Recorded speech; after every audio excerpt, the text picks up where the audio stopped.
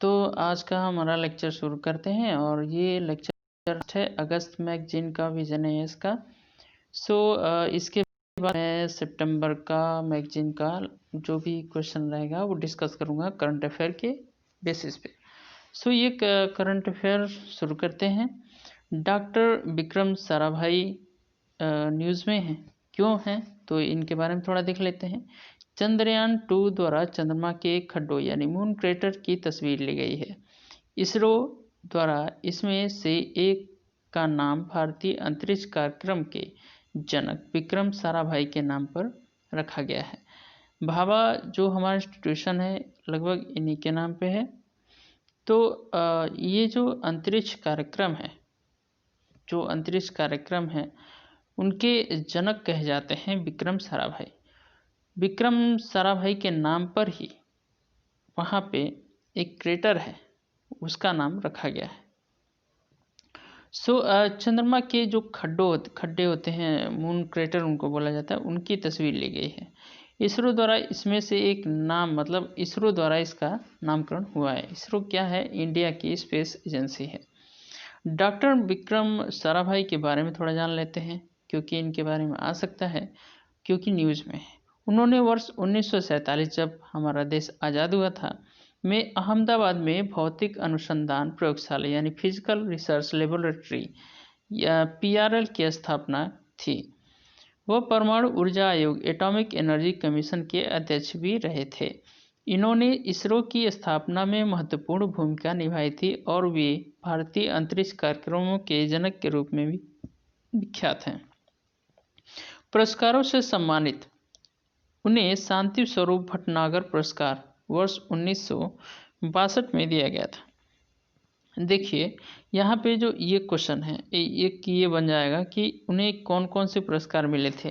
तो उन्हें शांति स्वरूप भटनागर पुरस्कार मिला था जो कि 1962 में, और पद्म भूषण मिला था वर्ष 1966 में।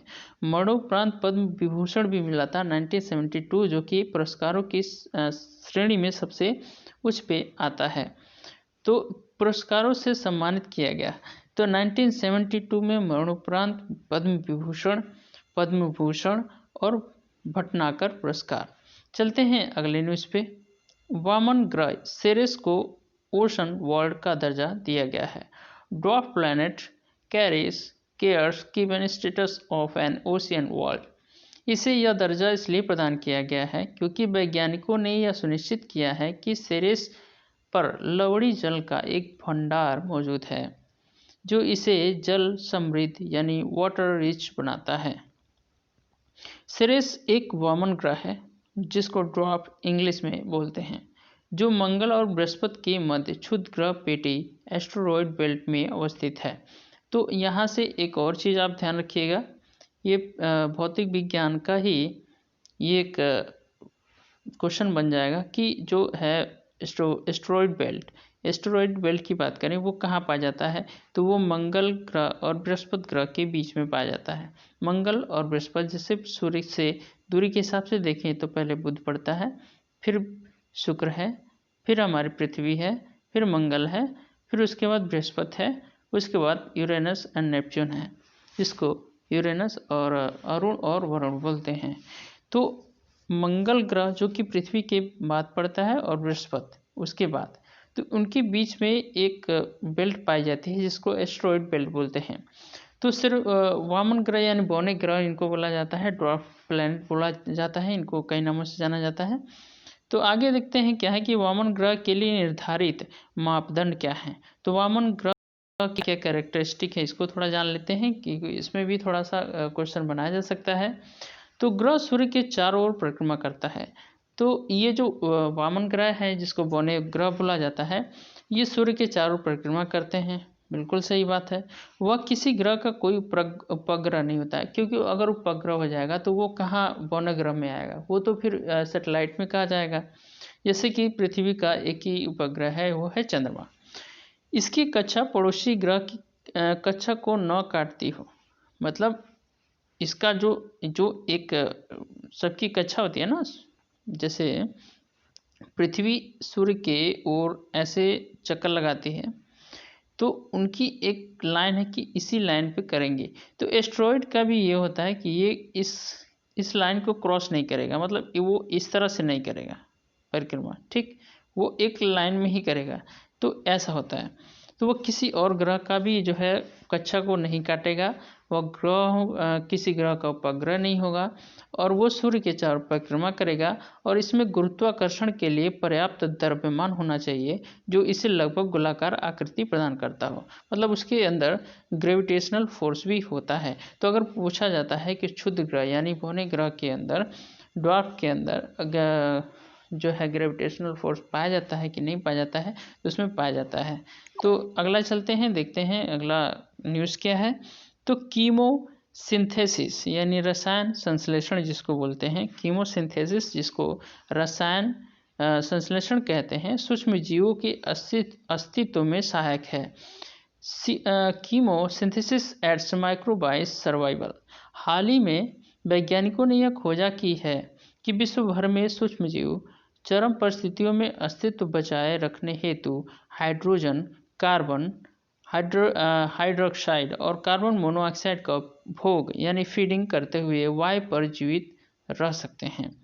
मतलब ये कार्बन मोनोऑक्साइड और कार्बन डाइऑक्साइड और हाइड्रोजन का संश्लेषण करके, उनका पाचन करके ये हवा पे भी जीवित रह सकते हैं। अभी हाल ही के खोज में पाया गया है। विश्व भर में सूक्ष्म जीव यानी माइक्रो बैक्टीरियाज की बात कर रहे हैं।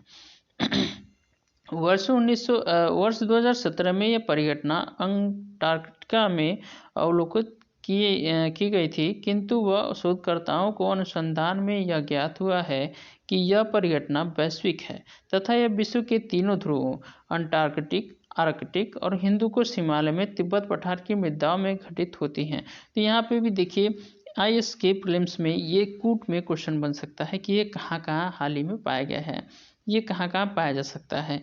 तो एक तो हो गए आपका ये पृथ्वी है, ठीक, पृथ्वी है, तो यह अंटार्कटिका होता है, ये आर्कटिक होता है। तो अंटार्कटिका एक महाद्वीप है, आर्कटिक एक महासागर है।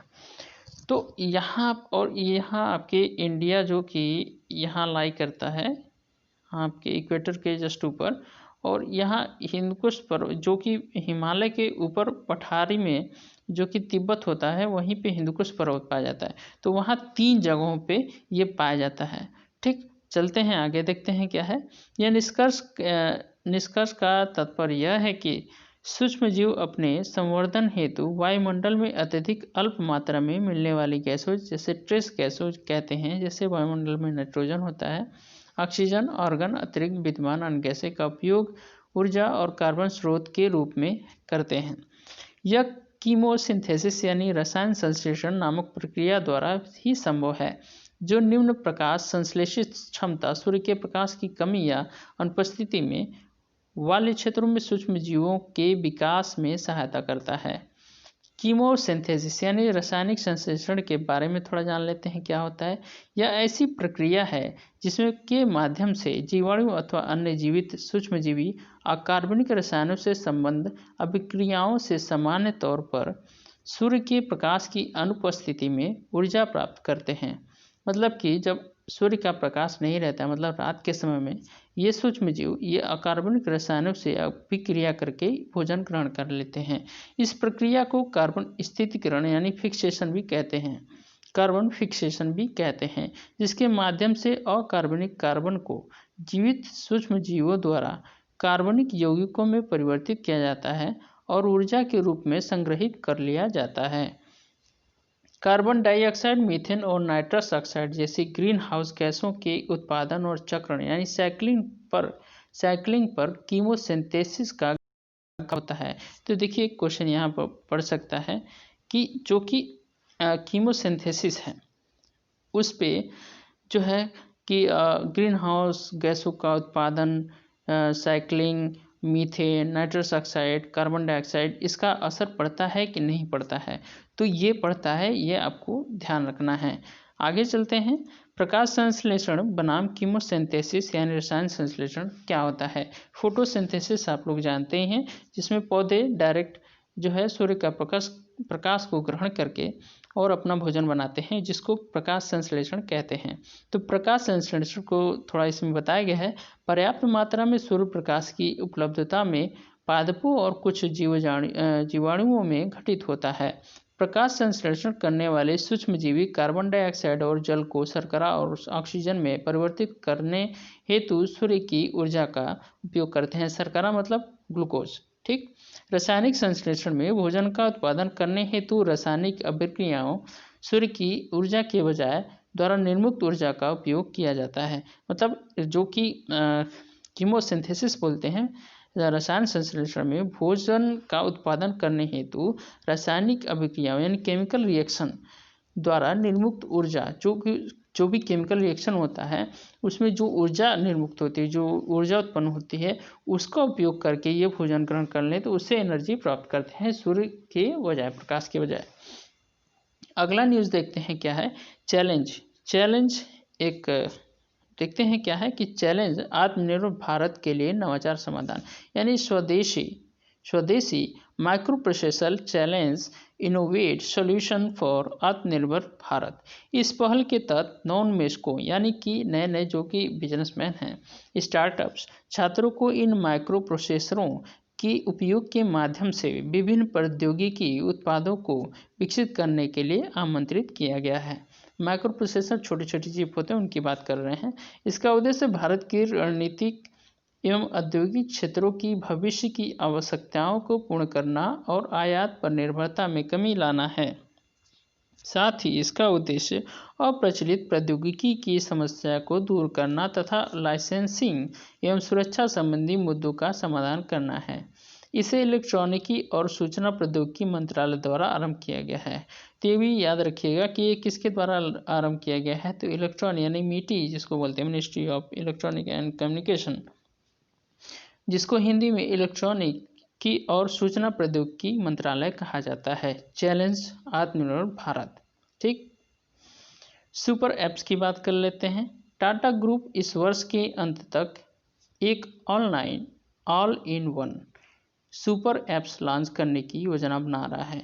तो ये भी पूछा जा सकता है कि सुपर ऐप्स किस कंपनी द्वारा लॉन्च किया गया है, एनटीपीसी में पूछ दिया जा सकता है। तो टाटा ग्रुप द्वारा। ठीक।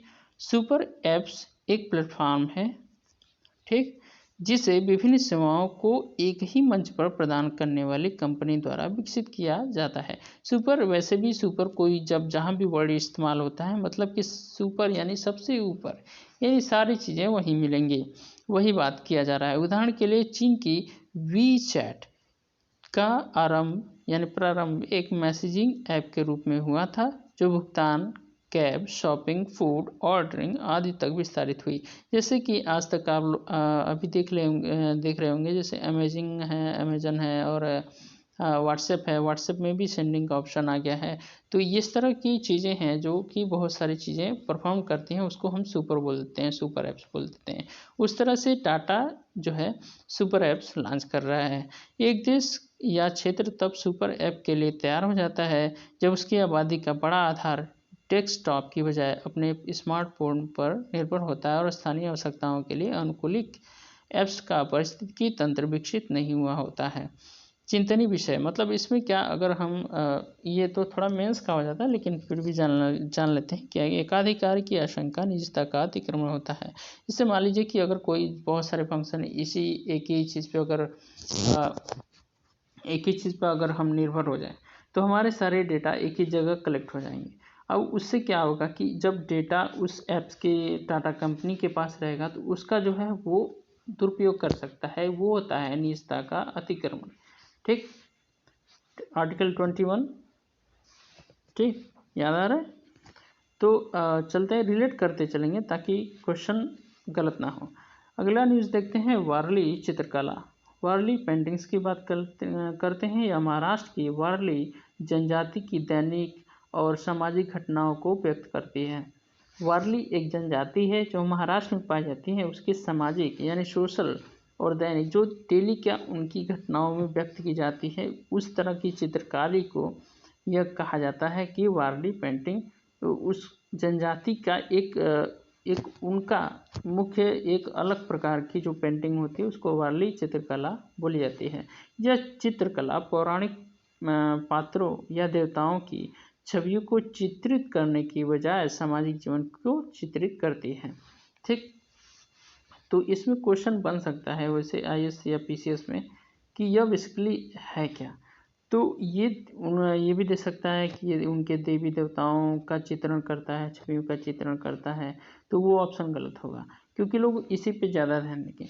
लेकिन इसका जो है सही आंसर होगा सामाजिक जीवन को चित्रित करते हैं, ये आप याद रखिएगा।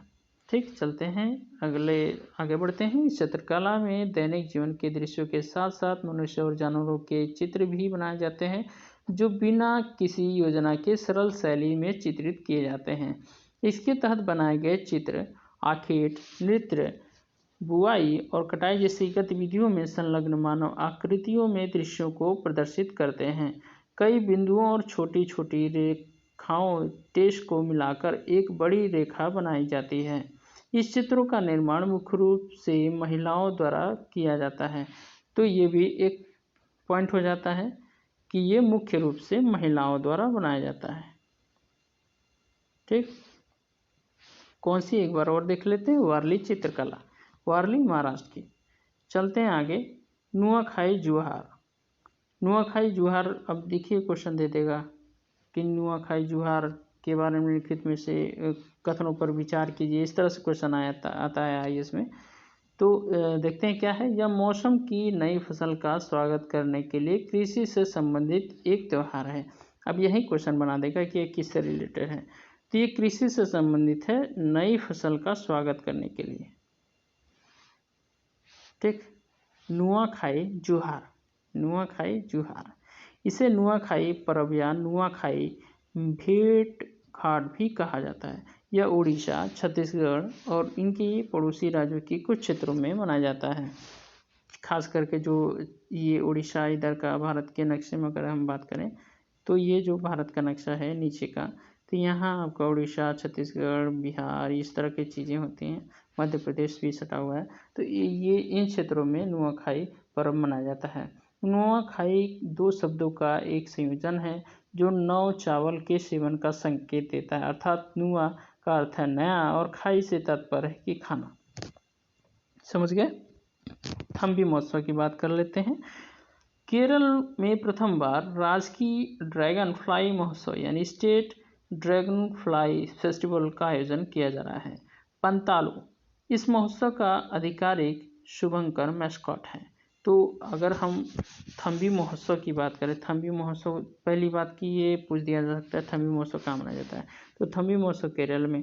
ठीक, अब इसका थीम शुभंकर मैस्कॉट जिसको बोलते हैं पूछा जा सकता है, तो पंतालू है। ठीक, पंतालू, पंतालू। ठीक, आगे चलते हैं। यह राष्ट्रीय जैव विविधता प्राधिकरण, संयुक्त राष्ट्र पर्यावरण कार्यक्रम UNEP, united nation environment programme, संयुक्त राष्ट्र विकास कार्यक्रम यूएनडीपी यानी जिसको यूनाइटेड नेशन डेवलपमेंट प्रोग्राम, और IUCNC जो इंटरनेशनल यूनियन कंजर्वेशन नेचर की बात करता है, जो कि रेड लिस्ट जारी करता है, इस तरह की चीज़ें करता है, के सहयोग से WWF यानी world wide fund India, Bombay natural history society तथा इंडियन ड्रैगन फ्लाई सोसाइटी द्वारा आयोजित राष्ट्रीय ड्रैगन फ्लाई महोत्सव का भाग है। तो इतना कुछ याद रखने की चीज़ नहीं है, लेकिन इसमें IUCN याद रखिएगा, UNDP और UNEP की भी याद रखिएगा। आगे चलते हैं। ड्रैगन फ्लाई और ड्रम्स फ्लाई, ड्रैगन फ्लाई की एक प्रजाति द्वारा पर्यावरण में निभाई जाने वाली महत्वपूर्ण भूमिकाओं के विषय में लोगों को शिक्षित करने व जानकारी प्रदान करने हेतु वर्ष 2018 में ड्रैगन फ्लाई महोत्सव का शुभारंभ किया गया था। तो यहाँ पे कुछ महत्वपूर्ण नहीं है, लेकिन आप याद रखिएगा ड्रैगन फ्लाई महोत्सव कहाँ हाल ही मनाया गया है, तो केरल में मनाया गया है। और थम्बी महोत्सव, जिसको थम्बी महोत्सव भी बोला जाता है। ठीक, और इसका शुभांकर यानी कि मस्कट पूछा जा सकता है, पंतालू क्या, पंतालू। ठीक, विश्व उर्दू सम्मेलन, वर्ल्ड उर्दू कॉन्फ्रेंस, इसका आयोजन राष्ट्रीय उर्दू भाषा विकास परिषद, national council for promotion of Urdu language द्वारा किया जा रहा है। विश्व उर्दू सम्मेलन किसके द्वारा किया जा रहा है, तो national council for promotion of Urdu language. ठीक, NCPUL भारत सरकार के शिक्षा मंत्रालय के उच्चतर शिक्षा विभाग के तहत एक स्वायत्त निकाय है। इस परिषद को उर्दू भाषा को बढ़ावा देने, विकसित करने और प्रचालित करने के लिए स्थापित किया गया था। उर्दू भारत के संविधान की 8वीं अनुसूची के तहत सूचीबद्ध भाषाओं में से एक है। 22 भाषाएं हैं जिसमें से एक उर्दू भी है। तो इसी के साथ आज का हमारा लेक्चर ख़त्म होता है। अगर आपको ये लेक्चर पसंद आता है तो इसे प्लीज़ लाइक करें और मुझे अप्रिशिएट करें। देखिए, मैं भी एक स्टूडेंट हूँ और मैं भी अभी तैयारी में लगा हुआ हूँ, तो मैं सोचता हूँ कि जो मुझे लाभ हो रहा है वो आप तक पहुँचाया जाए और मेरे साथ आपका भी लाभ हो। तो आज का लेक्चर यहीं समाप्त किया जाता है। नमस्कार। अगली लेक्चर में सितंबर की लाऊंगा।